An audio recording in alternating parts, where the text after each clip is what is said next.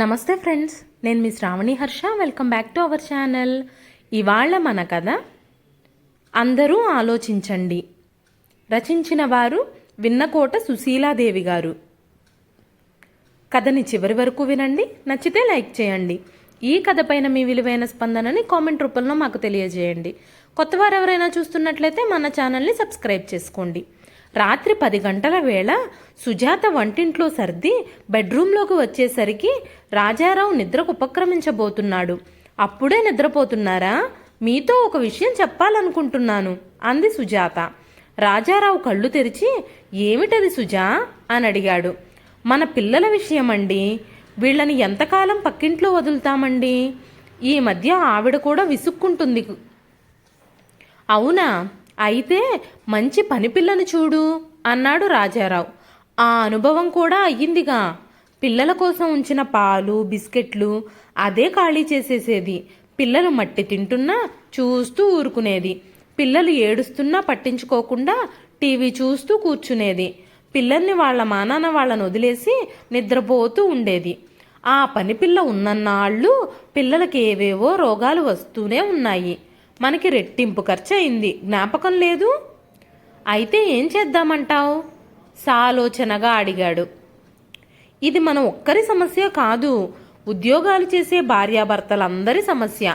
కొన్ని ఊళ్ళల్లో పిల్లల్ని చూసేందుకు శిశు కేంద్రాలుంటాయి, కానీ ఈ ఊళ్ళో అటువంటివి ఏమీ లేవు విసుక్కుంది సుజాత. సుజాతకు ప్రైవేటు కంపెనీలో ఉద్యోగం. రాజారావు బ్యాంకులో పనిచేస్తున్నాడు. ఈ కరువు కాలంలో భార్యాభర్తలిద్దరూ ఉద్యోగాలు చేస్తేనే గాని సంసారాలు సజావుగా సాగవు. వాళ్ళకిద్దరు పిల్లలు. అమ్మాయికి 3 ఏళ్ళు, పిల్లాడికి 1 ఏడాది. సుజాత రాజారావు ఇద్దరూ ఉద్యోగాలకు వెళితే ఇంట్లో వాళ్లను చూసుకునే వాళ్ళు లేరు. పిల్లలు కొంచెం పెద్దవాళ్ళయ్యే వరకు ఇబ్బంది. ఆఫీసులో పనిచేస్తున్నా మనసంతా ఇంటివైపే ఉంటుంది. పిల్లలు ఏం చేస్తున్నారో ఎలా ఉన్నారో అనే బెంగ, బాధగా అంది సుజాత. ఈ సమస్యను ఎలా పరిష్కరించాలో రాజారావుకి ఏమాత్రం అర్థం కాలేదు. నేనొక మాట చెప్పనా? కొంపదీసి ఉద్యోగం మానేస్తానంటుందా? రాజారావు భయపడ్డాడు. ఆమెకు వచ్చే జీతం మీద ఎన్నో ఆశలు పెట్టుకున్నాడు రాజారావు. ఈ మధ్యనే స్కూటర్కి ఆర్డర్ ఇచ్చాడు. 2 నెలల్లో వస్తుంది. సుజాత జీతం నెల నెల ఆ స్కూటర్కి చెల్లించాలి. ఇంకా స్థలం కొనాలి, ఇల్లు కట్టాలి. సుజాత ఉద్యోగం మానకూడదు అనుకున్నాడు మనసులో. ఏమిటో చెప్పు సుజా అన్నాడు, ఏం వినాల్సి వస్తుందోననే బెరుకుతో. అత్తయ్య గారిని పిలిపించండి అంది. అది విని రాజారావు ఆశ్చర్యపోయాడు. సుజా, నిజంగానే అంటున్నావా? అవునండి, అంతకంటే మార్గం లేదు. పిల్లల్ని చూస్తారు, ఇంట్లో నాకు పనికి సహాయంగా ఉంటారు. ఒక్కదాన్నే ఆఫీస్ పని ఇంటి పని చేసుకోవాలంటే చాలా కష్టంగా ఉంటుంది. పిల్లలు కొంచెం పెద్దయ్యి స్కూల్కి వెళ్ళే వరకు ఆవిడ్ని మనతో ఉంచుకొని తర్వాత మళ్ళీ అక్కడికి పంపించేద్దాం. గుర్తుపెట్టుకోండి, జీవితాంతం ఆమెకు సేవలు చేసే ఓపిక నాకు లేదు. మన అవసరం తీరిపోయాక ఖచ్చితంగా పంపించేస్తాను అంది. రాజారావు ఏం మాట్లాడలేదు. మీరింకేమీ ఆలోచించకండి, మనిద్దరం వెళ్ళి ఆవిడ్ని తీసుకొద్దాం. మనకంతకంటే మార్గం లేదు అని మంచం మీద పడుకొని కళ్ళు మూసుకుంది సుజాత. కానీ రాజారావుకు నిద్ర రాలేదు. సుజాత అన్న మాటతో అతడికి చాలా రోజుల తర్వాత తల్లి గుర్తుకొచ్చింది. 60 ఏళ్ల వయసులో ఎండిపోయిన శరీరంతో పల్లెటూరులో ఓ పక్కకు ఒరిగిపోయిన ఇంట్లో చిరిగిపోయిన చాప మీద పడుకొని నా కొడుకు ఇక నా దగ్గరకు రాడేమో అనుకుంటూ ఉంటుందేమో. రోజు ఉదయపు వేళ గుమ్మంలో నిలబడి, బాబు పోస్ట్ మ్యాను, మా వాడు నాకేమన్నా ఉత్తరం రాశాడా అని అడుగుతూ ఉంటుందేమో. రాజారావు కళ్ళల్లో నీళ్లు తిరిగాయి. ఇన్నాళ్ళు ఎప్పుడైనా తల్లి గుర్తుకు రాబోయినా బలవంతాన మనసు మరల్చుకునేవాడు. ఈనాడు సుజాత మాటలతో ఆవిడ గురించిన ఆలోచనలలో రాజారావు ఉక్కిరిబిక్కిరవసాగాడు. రాజారావుకు పెళ్ళైన కొత్తలో రాజారావు భార్యతో కలిసి పట్నం వస్తుంటే తల్లి తనని కూడా కొడుకు రమ్మంటాడేమోనని ఎదురు చూసింది. రాజారావు ఆ మాటేమీ ఎత్తకపోవటంతో నిరాశపడింది. ఆ తరువాత సంక్రాంతి పండక్కి వచ్చినప్పుడు ఆవిడ తనంతట తానే అడిగింది కొడుకుని, బాబూ రాజా, ఇక్కడ ఒక్కదాన్నే ఉండలేకపోతున్నానురా, నేను నీతో వచ్చేస్తాను. మీకు నేనేమీ అడ్డుగా ఉండను. మీరు పెట్టింది తింటూ ఓ మూలపడుంటాను. నన్ను తీసుకెళ్ళు నాయనా అంటూ దీనంగా అడిగింది. రాజారావు మనసు కరిగిపోయింది. అలాగే అమ్మా అనబోయాడు. ఈ సంభాషణంతా లోపల నుండి వింటున్న సుజాత భర్తను పిలిచింది. రాజారావు లోపలికెళ్ళాడు. సుజాత కోపంతో ఎగిరిపడింది. కొత్త దంపతులం, మనిద్దరం హాయిగా ఉండక మన మధ్య ఈ ముసలావిడ దేనికండి? అక్కడ ఆవిడ చేతస్థాన్ని నేను భరించలేను. ఇక్కడ ఇల్లుందిగా, ఆవిడ్ని ఇక్కడే ఉండమనండి. అంతగా కావాలంటే నెలకి ఎంతో కొంత డబ్బు పంపించొచ్చు. అందర్నీ కూర్చోబెట్టి నేను చాకిరీ చెయ్యలేను అంది తీవ్రంగా. సుజాత మాటలు సబబుగానే తోచాయి రాజారావుకు. ఈసారి వచ్చినప్పుడు తీసుకెళ్తానమ్మా అని తల్లితో నమ్మకంగా చెప్పి వెళ్ళిపోయాడు. అంతే, మళ్ళీ ఎప్పుడూ తల్లి దగ్గరకు వెళ్ళలేదు. వెళితే ఆవిడ వస్తానని వెంటపడుతుందేమోనని భయం. తనకి వీలైనప్పుడు డబ్బు పంపించి అంతటితో తన బాధ్యత తీరిందనుకున్నాడు. మళ్ళీ ఇన్నాళ్లకి, అంటే దాదాపు 5 ఏళ్ల తర్వాత తల్లిని తీసుకురావడానికి వెళుతున్నాడు. అది కూడా ఆమెపై అభిమానంతో కాదు, తన స్వార్థం కోసం. తల్లి ఏమంటుందో? ఏమిటండి, ఇంకా పడుకోకుండా అలా కూర్చున్నారు? సుజాత పక్కకు ఒత్తిగిల్లుతూ అడిగింది. ఏం లేదు. ఇంకా ఆ విషయమే ఆలోచిస్తున్నారా అంది. అవును సుజా, అమ్మ వస్తుందంటావా అనుమానంగా అన్నాడు. మీకే అనుమానం అక్కర్లేదు, ఆవిడ తప్పకుండా వస్తుంది. మీరంటే చాలా ఇష్టం ఆవిడకి. రేపు ప్రేమగా 4 మాటలు మాట్లాడారంటే పాత విషయాలన్నీ మర్చిపోయి ఖచ్చితంగా వస్తుంది. నేను కూడా ప్రేమగా 4 మాటలు మాట్లాడి 4 కన్నీటి బొట్లు రాల్చానంటే ఆవిడ కరిగిపోతుంది. మీరేం ఆలోచించకుండా ఇంక పడుకోండి అంటూ ఆవలిస్తూ కళ్ళు మూసుకుంది. రాజారావు మనస్సు చివుక్కుమంది. నిజమే, అమ్మకి తనంటే చాలా ఇష్టం. తను ఒక్కగానొక్క కొడుకవ్వడం వలన ఎంతో ప్రేమతో పెంచింది. తండ్రి చిన్నప్పుడే చనిపోయినా ధైర్యంగా నిలబడి తనకు చదువు చెప్పించింది. ఆవిడ పస్తు నుండి తన కడుపు నింపేది. రాత్రనక పగలనక తన కోసం కష్టపడి ఆవిడ ఆరోగ్యం చెడగొట్టుకుంది. అటువంటి తల్లిని ఆనాడు నిర్లక్ష్యం చేశాడు. ఆవిడ బరువు బాధ్యతలు వహించాల్సింది పోయి ఆవిడ్ని మరింత మానసిక వ్యధకి గురిచేశాడు. ఆవిడని నెత్తిమీద పెట్టుకుని పూజించక మట్టిపాలు చేశాడు.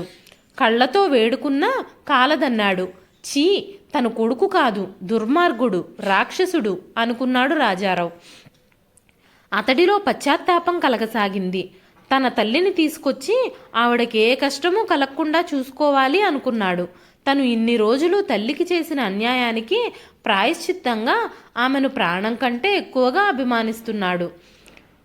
అతడిలో ఆవేశం, ఆనందం కలగసాగాయి. తను వెంటనే ఊరెళ్ళాలి, వీలైతే రేపే వెళ్ళాలి. తన పిలుపు కోసమే ఎదురు చూస్తున్న తల్లి తను పిలవగానే వచ్చేస్తుంది. పాపం, ఇన్నాళ్ల నిరీక్షణలో ఎంత అలసిపోయిందో, మానసికంగా ఎంత కృంగిపోయిందో.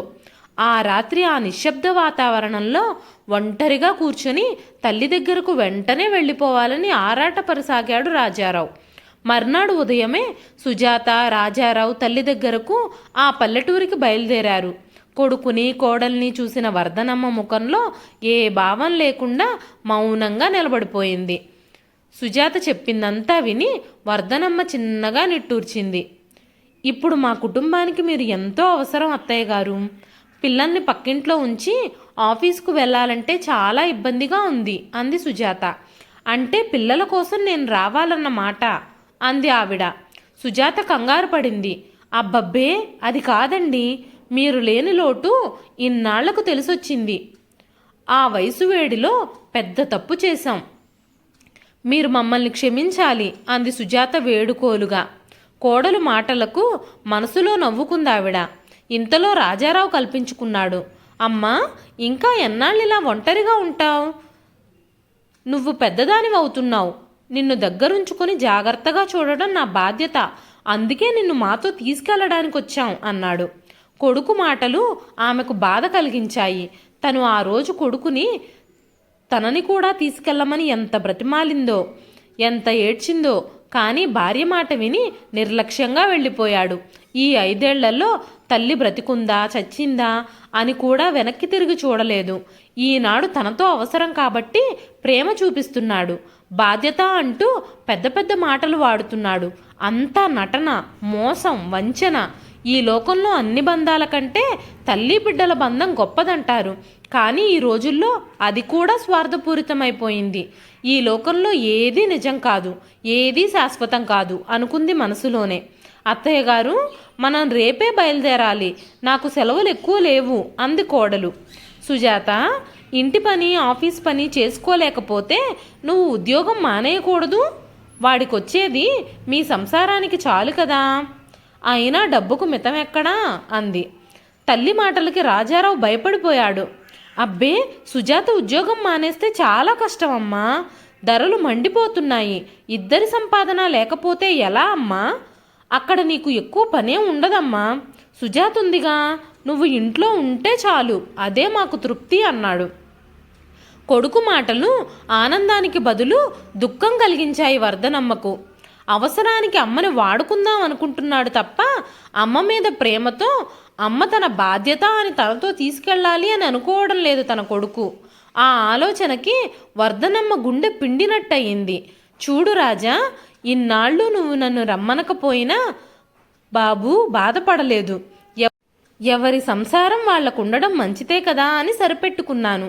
ఇన్నాళ్ళు నువ్వు కొన్ని వేల మైళ్ళ దూరంలో ఉన్నా నా పక్కనే ఉన్నట్టుండేది. కానీ ఈరోజు నా దగ్గరకు వచ్చి నీ స్వార్థం కోసం నన్ను పిలిచి మన మధ్య ఉన్న బంధాన్ని పుటుక్కున తెంచేశావు. ఇప్పుడు మనిద్దరం దగ్గరగా ఉన్నా మన మధ్య కొన్ని వేల మైళ్ళ దూరం ఏర్పడేటట్లు చేశావు. నువ్వు రాకుండా ఉన్నా బావుండేది అనుకున్నదావిడ మనసులో బాధగా. ఇక్కడేమన్నా బాకీలుంటే తీర్చేద్దాం, సుజాత ఈ సామాన్లన్నీ సర్దేస్తుందిలే అన్నాడు రాజారావు. నాయనా, నేను నీతో రాలేనురా అందావిడ. సుజాత, రాజారావు నిశ్చేష్టులయ్యారు. అవును రాజా, చిన్నప్పుడు నిన్నెంత గారాభంగా పెంచానో, నీ చదువుకు ఎంత కష్టపడ్డానో నీకు తెలుసా? నీకు పెళ్ళయ్యాక నీ నీడలో నిశ్చింతగా కాలం వెళ్ళదిద్దామనుకున్నాను. కానీ నువ్వు నన్ను రమ్మనలేదు. నేను వస్తానని బ్రతిమిలాడినా తిరస్కరించావు. నన్ను ఒంటరిదాన్ని చేసి నీ దారి నువ్వు చూసుకున్నావు. ఈ వయసులో తల్లి ఒంటరిగా ఎలా ఉండగలదోనని ఆలోచించావా? ఈనాడు మీకు అవసరం కాబట్టి నేను గుర్తుకొచ్చాను. ఇన్నాళ్ళు తిన్నానో ఉన్నానో చచ్చానో కూడా పట్టించుకోలేదు. ఇక్కడికి వస్తే నీ వెంట పడతానని రావడం కూడా మానేశావు. రాజా, కన్న కొడుకులు కూడా స్వార్థపరులైతే ఇక మాలాంటి తల్లుల గతేంటి బాబు అంది ఆవేదనగా. ఇద్దరూ తలొంచుకున్నారు. రాజా, ఈ ఊరు ఇప్పుడు ఇదివరకటి పల్లెటూరు కాదు, బస్తీగా మారింది. నువ్వు గమనించే ఉంటావు. ఇక్కడ ఎన్నో ఆఫీసులు వెలిశాయి. ఉద్యోగాలు చేసే ఆడా మగ ఎక్కువయ్యారు. మీలాగా పిల్లల సమస్యతో బాధపడేవాళ్ళు ఈనాడు ఈ ఊరిలో చాలామంది ఉన్నారు. నేను ఒంటరిగా ఉన్నానని తెలిసి ఈ చుట్టుపక్కల ఉద్యోగస్తులైన ఆడవాళ్ల పిల్లల్ని చూడమని నన్ను కోరారు. నేను ఒంటరితనంతో బాధపడుతున్నా కదా, అందుకే వెంటనే అంగీకరించాను. ఈ వీధి చివర ఒక ఇల్లు తీసుకున్నాను. వాళ్ల పిల్లల్ని పొద్దున వదిలి సాయంత్రం తీసుకుపోతారు. నేను పొద్దున్నుండి సాయంత్రం వరకు అక్కడే ఉండొస్తాను. నాకు సాయంగా ఒక పనిపిల్ల కూడా ఉంది బాబు. రాజా, ఒకనాడు నీ పిల్లలతో ఆడుకోవాలని ఆశపడ్డాను.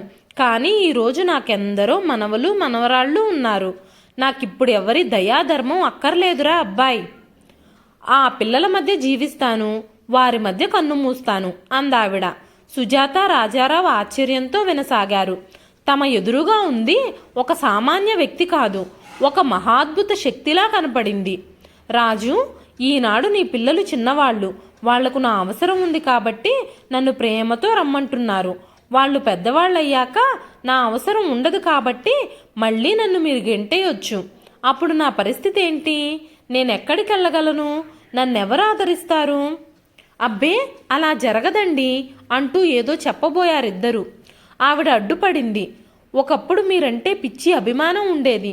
మిమ్మల్ని వదిలి ఉండలేక మీ వెంట వస్తానని చిన్నపిల్లలా ఏడ్చాను. నన్ను కాలితో తన్నేసి వెళ్ళిపోయారు. ఆ రోజు నేనెంత బాధపడ్డానో ఆ దేవుడికే తెలియాలి. ఆ తరువాత ఏ క్షణాన్నైనా నువ్వు వస్తావేమోననే పిచ్చి భ్రమతో గడపసాగాను నాయనా. నీకోసం ఏడ్చి ఏడ్చి ఈ కళ్ళల్లో నీళ్లు ఇంకిపోయాయిరా. నీ గురించిన ఆవేదనతో ఈ మనసు చచ్చిపోయింది. ఈ జీవోత్సవం ఇప్పుడు నీకేం ఉపయోగపడుతుంది బాబు? ఒకనాడు నాకు నువ్వొక్కడివే కొడుకువి, ఈనాడు నాకింతమంది కొడుకులు కోడళ్ళు ఉన్నారు. వీరి మధ్య హాయిగా ఉన్నాను. ఆవిడ చాప మీద నుంచి మెల్లగా లేచి నిలబడింది. నాయనా, ఇంకా ఎక్కువ ప్రేమ నటించకండిరా, ఈ ముసలి తల్లి భరించలేదు.